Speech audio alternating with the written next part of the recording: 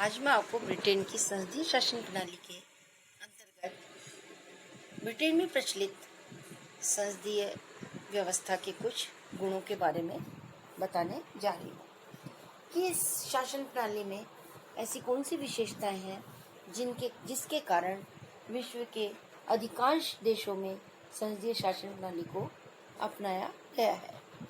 पहला, जैसा कि बता रखा है मैंने, कार्यपालिका और व्यवस्थापिका में घनिष्ठ संबंध। इसके अंतर्गत ये स्पष्ट करना चाहूंगी कि संसदीय शासन प्रणाली की ये मूल विशेषता है कि इसमें कार्यपालिका और व्यवस्थापिका की घनिष्ठता बनी हुई रहती है। व्यवस्थापिका के बहुमत दल के सदस्यों में से ही कार्यपालिका का निर्माण होता है, अर्थात व्यवस्थापिका में जिस दल का बहुमत होता है उसी के सदस्यों में से कार्यपालिका के निर्माण किए जाने से कार्यपालिका और व्यवस्थापिका के मध्य गतिरोध की संभावनाएं नहीं रहती है। कार्यपालिका के निर्माण से हमारा अभिप्राय है कि व्यवस्थापिका में जिस दल को बहुमत मिलता है उस बहुमत दल के नेता को प्रधानमंत्री बनाया जाता है और प्रधानमंत्री राजनीतिक सजातीयता के अनुसार अपने ही दल में से अपने मंत्रिमंडल का निर्माण करता है और मंत्रिमंडल और प्रधानमंत्री मिलकर कार्यपालिका शाखा बनाते हैं, अर्थात मंत्रिमंडल और प्रधानमंत्री जो है वो व्यवस्थापिका के बहुमत दल के सदस्य होते हैं। स्वाभाविक है कि व्यवस्थापिका और कार्यपालिका में किसी भी प्रकार की गतिरोध नहीं हो पाता है क्योंकि बहुमत उनके पास रहता है। अतः नीति निर्माण, नीति के क्रियान्वयन में दोनों में सामंजस्य बना रहता है। दूसरी विशेषता है उत्तरदायी सरकार।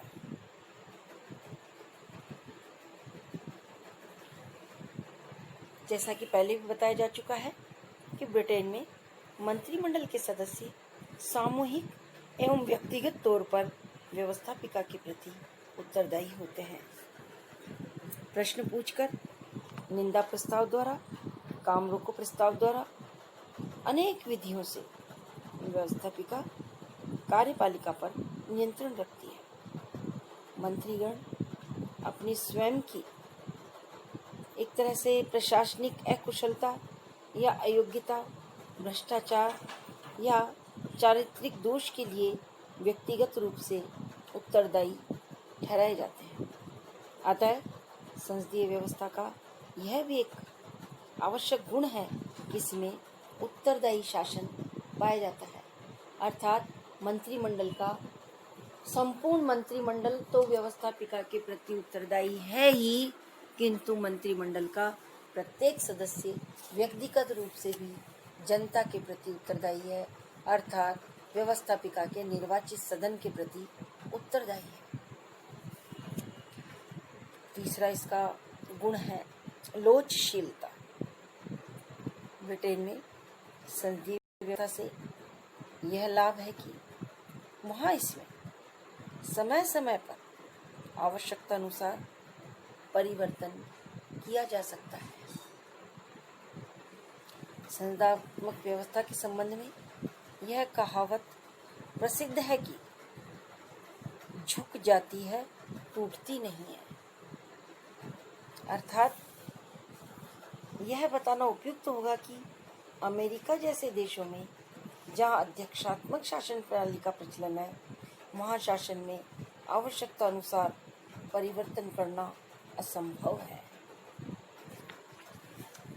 ब्रिटेन में जब भी कभी आपात स्थिति आई है, आवश्यकता अनुसार समयानुकूल समाधान कर लिया जाता है। जब भी वहाँ आंतरिक या बाह्य संकट उत्पन्न हुआ है, तब लोगों ने ऐसे व्यक्ति या व्यक्ति समूह को सत्ता सौंपी है जो आपात का सामना करने में अधिक सक्षम और कुशल जान पड़ता है। इस प्रकार ब्रिटेन में ऐसा एक बार नहीं अनेक बार हुआ है। उदाहरणार्थ द्वितीय विश्व युद्ध के दौरान चैम्बरलेन के स्थान पर चर्चिल को प्रधानमंत्री का पद सौंपा गया। कहने का अभिप्राय यह है कि ब्रिटेन की संसदीय व्यवस्था में शासन और प्रशासन को चलाने के लिए कुछ ऐसे प्रावधान दे दिए हैं जिससे कि अवरोध, गतिरोध अथवा किसी भी प्रकार का असंतोष व्याप्त होना सामान्यतः संभव नहीं है। जैसे कि अभी मैंने आपको बताया कि कार्यपालिका और व्यवस्थापिका में भी घनिष्ठ परस्पर संबंधिता है। दोनों एक दूसरे को नियंत्रित भी करती हैं, तो दोनों एक दूसरे को सहयोग भी करती हैं। अर्थात नीति निर्माण और नीति क्रियान्वयन में दोनों में सामंजस्य बना रहता है। ऐसा नहीं है कि व्यवस्थापिका जिस नीति का निर्माण कर दे, कार्यपालिका उसे उसी रूप में क्रियान्वित न कर दूसरे रूप में क्रियान्वित करे, जिससे कि अपेक्षित परिणाम प्राप्त न हो सके।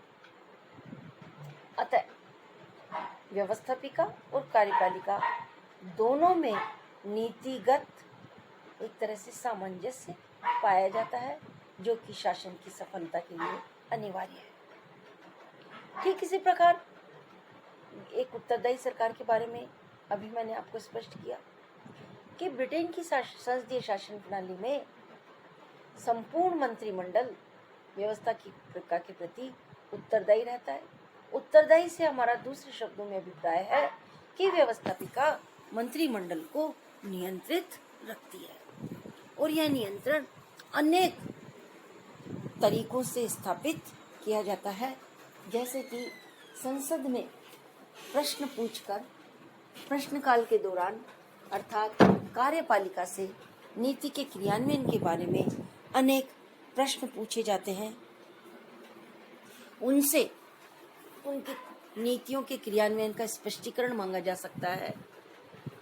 इस प्रकार से यदि संतोषजनक जवाब मंत्रिमंडल या कार्यपालिका व्यवस्थापिका को न दे पाते हैं, तो व्यवस्थापिका को यह एक तरह से अधिकार है या यह प्रावधान है, संवैधानिक प्रावधान है कि ऐसे अकुशल मंत्रिमंडल को वो समय से पूर्व अविश्वास प्रस्ताव के द्वारा उसे हटा सकते हैं। अर्थात प्रधानमंत्री और मंत्रिमंडल को समय से पूर्व अविश्वास प्रस्ताव पारित करके उसे हटाया जा सकता है, भंग किया जा सकता है। लेकिन इस प्रकार मंत्रिमंडल और प्रधानमंत्री एक तरह से उत्तरदायी सरकार के रूप में कार्य करते हैं। वो सदैव सजग सतर्क रहते हैं कि नीति का निर्माण जिस रूप में किया गया है उसी रूप में उसका क्रियान्वयन हो सके। ठीक इसी प्रकार अभी मैंने आपको लोकशीलता के बारे में भी बताया कि जिसके अंतर्गत ब्रिटेन की संविधान में प्रावधान है कि जब जब किसी नियम में परिवर्तन करना हो या आपात स्थिति का सामना करना हो, ऐसे समय में व्यवस्था परिवर्तन अर्थात चाहे प्रधानमंत्री को बदलना पड़े, चाहे आपात स्थिति लागू करनी पड़े, उसे आसानी से किया जा सकता है। या किसी भी उसमें परिवर्तन करना हो तो ब्रिटेन की संविधान में आवश्यकता अनुसार परिवर्तन करना आसान होता है। क्यों? क्योंकि इसमें सबसे ज़्यादा महत्वपूर्ण संसद होती है और उसमें निर्वाचित सदन होता है। अतः आकस्मिक परिस्थितियों का, आपात परिस्थितियों का सामना करने हेतु ब्रिटेन की संसदीय शासन प्रणाली में लोचशीलता पाई जाती है, जो कि इस संसदीय व्यवस्था का एक महत्वपूर्ण गुण है।